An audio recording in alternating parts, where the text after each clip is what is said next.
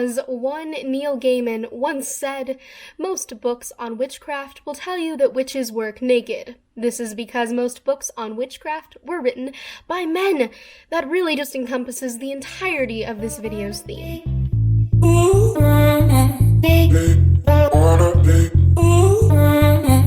Hey everybody, my name is Maya. Welcome to my channel if you're new, and welcome back if you are returning. So today is September the 5th, and fall officially starts on the 22nd.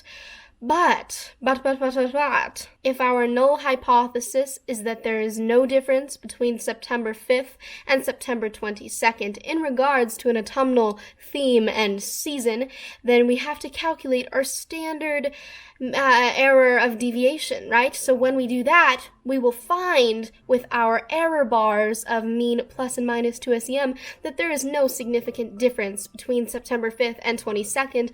Thus, we fail to reject our null hypothesis and must therefore accept that it's technically fall. That was just a really long-winded way of saying that, let's pretend it's autumn time, okay? I naturally am in a spooky mood. I want to talk about spooky things, I want to wear sweaters, I want to drink way too much hot coffee. And this video may or may not be an indulgence of one of those particular desires, hint hint, the former. Today we will be talking about the history of witches in books, the connotation that the term witch evokes, and the reclaiming of the term witch. According to Literary Hub, I quote, "Witches are women whose embodiment of femininity in some way transgresses society's accepted boundaries.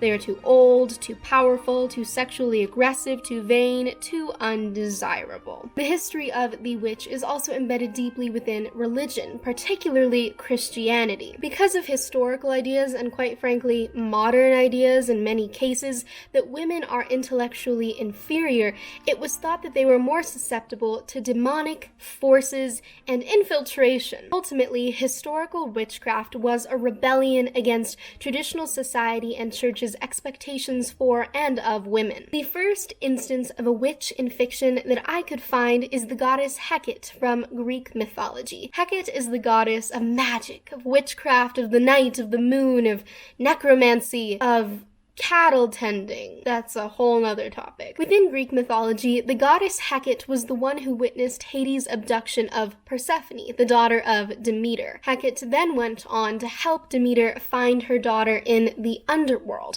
So not horrible connotations yet. But then we move into the classic story of King Arthur and the Knights of the Round Table. I am, of course, talking about Morgan Le Fay. Magic Tree House, anyone? Just me? At first, in the story of Merlin and King Arthur, Morgan Le Fay was considered chivalrous, and she was a really important part of the story because she was a healer. However, as the story progresses, it turns out she's actually the half-sister and bitter adversary of King Arthur. She's also a sexually menacing temptress who has an obsessive and unrequited love for Lancelot.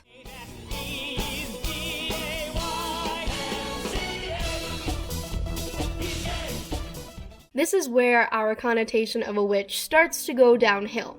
Hecate seemed pretty great, right? I mean, she's associated with some not so great things, like cattle tending, but apart from that, I mean, she helped a mother find her daughter who was kidnapped, so not horrible. But then Morgan Le Fay is too sexually aggressive, too affirmed in her desires to fit in to society's traditional ideas of what a woman should be and should want. Being a witch is now not so good of a thing. Double, toil and trouble.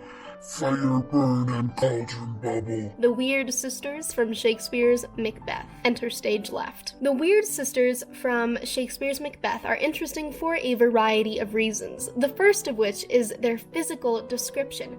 They're described as being very hag-like. They had thin, skinny, chapped lips, very chapped hands, but then they're also associated with some typically masculine physical features, such as beards. Within the story of Macbeth, the Weird sisters provide the audience with an ominous vision for Macbeth's future and really predict his downfall. Our next instances of witches come from the classic Brothers Grimm fairy tales, the first of which is Snow White's evil stepmother. First of all, Snow White's stepmother is considered vain and obsessed with her own appearance and power. Society doesn't like ugly women. Society doesn't like women who know they're pretty. You just have to cater to the male gaze, and if you don't in some way, you are bad. Very, very bad. However, apart from her vanity and obsession with appearances, Snow White's stepmother is also kind of the opposite of the virtuous mother that the church has historically commended. Womanhood has historically in Western patriarchal society been associated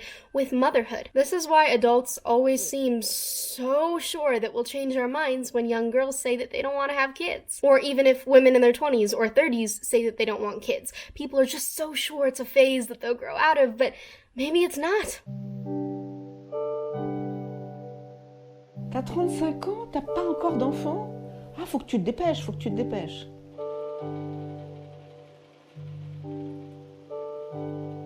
Cuando somos niñas, el primer juguete que nos regalan es el de las muñecas.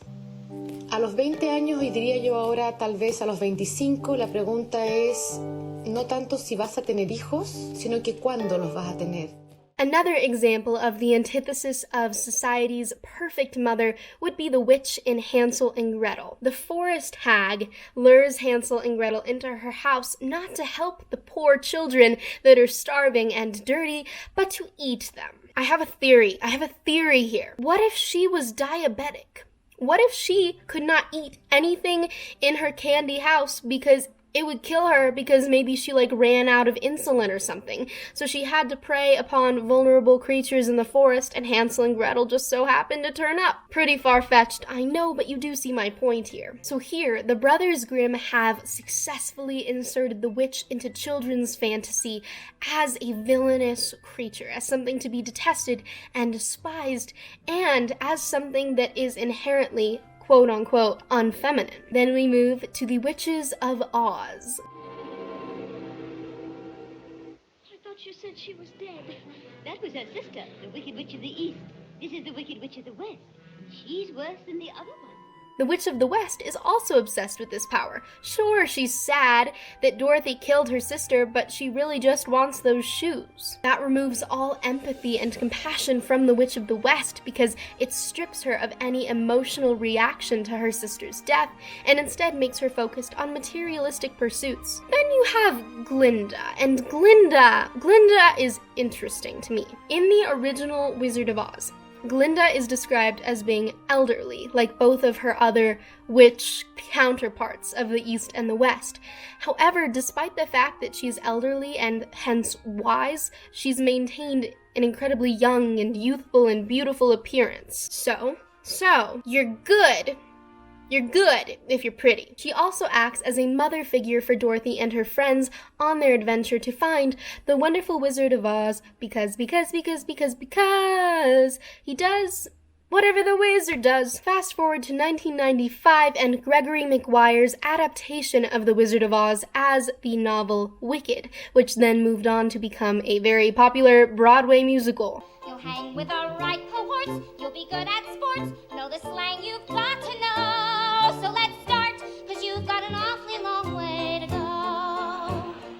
In said Broadway musical, Glinda is still described as being good in some way and beautiful, but she's also vain, which is a negative character trait, and one often applied historically to witches, so just an interesting continuity there. Our next example hits pretty close to home because I was a part of a production of this, at the beginning of 2020, pre-COVID, when things were pretty normal, pretty hopeful. We were all looking forward to a great new year. I am, of course, talking about the Chronicles of Narnia, in particular, The Lion, the Witch, and the Wardrobe. C.S. Lewis was, I believe he's dead. I could be wrong. Let's go with he's dead. C.S. Lewis was a really religious guy. He wrote a book, I believe it's called Mere Christianity, and it's about the principles of Christianity. Narnia is an allegory. It's a Christian allegory for heaven. Aslan is Jesus. The Wicked Witch is the devil incarnate.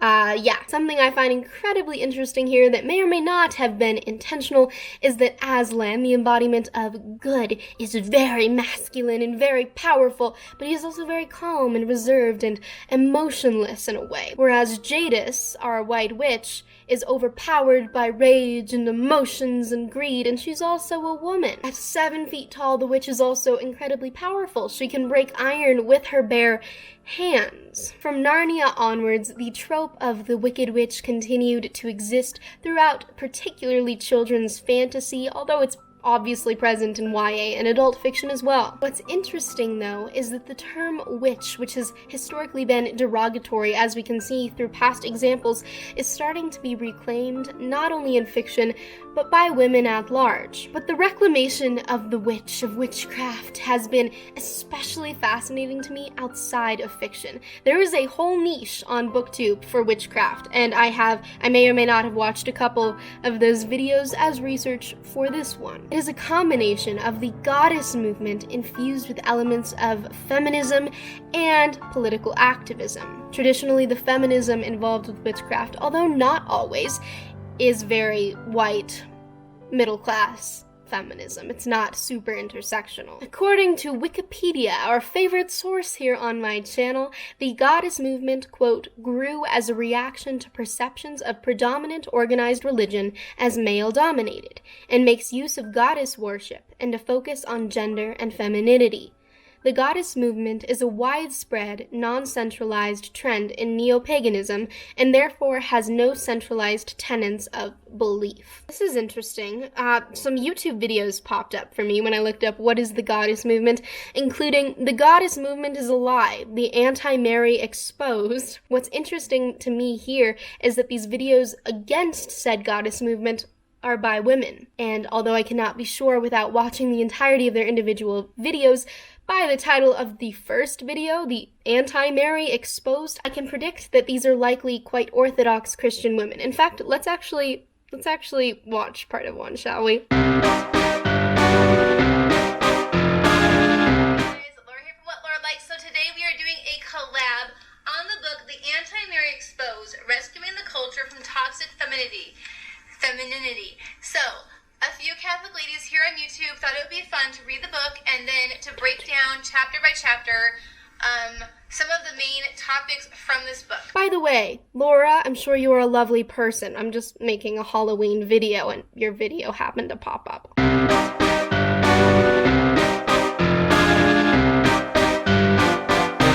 Warning right now, this is kind of a heavy book.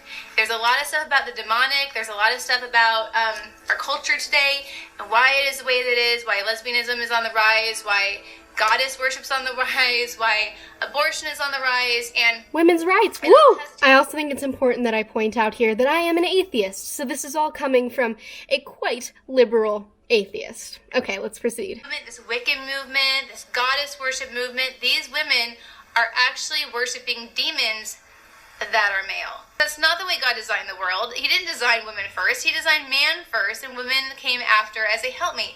And woman is very good, and we are necessary for Adam's salvation, just like he's necessary for our salvation. I bet she hates Ariana Grande. That she feels like her best when she's in a goddess circle with her friends, and it's just all nonsense. It's literally nonsense. It's not spirituality. It's not anything to do with God, and yet these, it's cool, it's hip, it's fun, it's we are women, heroes, roar kind of thing, and we weren't meant to roar, ladies. I mean, unless you're Joan of Arc. Roar. Sorry, let's pause. I would like to make that very clear. Roar. And misanthropy means like a hatred towards, I wrote down, hatred or mistrust in humankind, which this book talks a lot about. The women who started the feminist movement had a lot of that, unfortunately, from their rough childhoods. I laugh because apparently during Hurricane Harvey, there was a Lilith fund that helped women procure abortions during Hurricane Harvey. Like, that's somehow a necessity in a hurricane situation is to procure abortions. Yeah, because when you don't have a home to provide for a child, because it was just destroyed in a natural disaster, and it would be horrible for you and the child, and now you can't afford to support the child, then maybe abortion's your best option.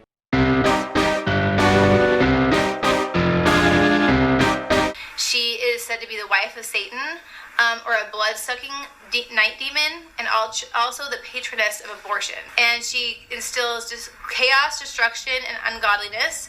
And Isaiah 34:14 actually mentions... Okay, I'm done. I can't. I'm so sorry, Laura. I'm gonna stop. So clearly there's some Adversary. to the goddess movement from the church. Some other aspects of what I would consider to be the reclamation of the term witch are things like tarot cards, horoscopes, and crystals. I mean, tarot cards can be fun. Horoscopes are fun. Like, I think it's kind of fun to see what the internet thinks will happen to me today based on the month I was born in, but I don't take them seriously. I don't think they actually do anything personally. And that's just my personal opinion, but honestly, I don't care what other people do because it's not any of my business as long as they're not hurting anybody. And I don't think anyone is hurting anybody else with sage or rose gold or rose quartz is what I meant to say. However, there is huge aversity to tarot cards and modern witchcraft, and I wonder if that's because people are scientifically minded and there's no really proof that any of this stuff does anything or that it affects our lives. That's personally where I'm coming from. Or if it's because it's a reclamation of maybe something that women particularly and usually, but not always, are interested in. Are people attacking tarot because they think that it's not an accurate predictor of anything? Or are they attacking tarot because it's a feminine interest? That's something that's always fascinated me, and the example I guess I'll use here is One Direction. I don't get why people put women and young girls specifically down for what they like. If you like a boy band, you like a boy band, that's great. If you're gonna scream when your boy band comes to town, you do that. Boys scream all the time at sports matches. When women scream at sports matches, it's considered cool. But when they scream or cheer or show any emotion or excitement for something that's not traditionally masculine, it's looked down upon. So that would be my question there in terms of why modern witchcraft is receiving such backlash. Another huge reclamation of the term witch and witchcraft in modern society is apparently American Horror Story, the episode Coven. I believe there's a character named Fiona. I don't know. I'm very scared of everything, so I have not watched it. At the end of the day, historically and within literature, witchcraft has been condoned because it is an expression of femininity that doesn't fit within society's rigid standards for women or the church's rigid standards for women. However, I feel that at the end of the day, the modern reclamation of the term witch is the embracing of femininity in all of its different manifestations. You can be feminine and be a feminist. You don't have to be feminine to be a feminist. They don't buy in to traditional gender norms or roles, and I think that's amazing personally. Thank you guys so much for watching this video. I do hope you enjoyed it. I hope you all are doing well, that you're safe and happy, and I will see you again on Thursday. Bye-bye.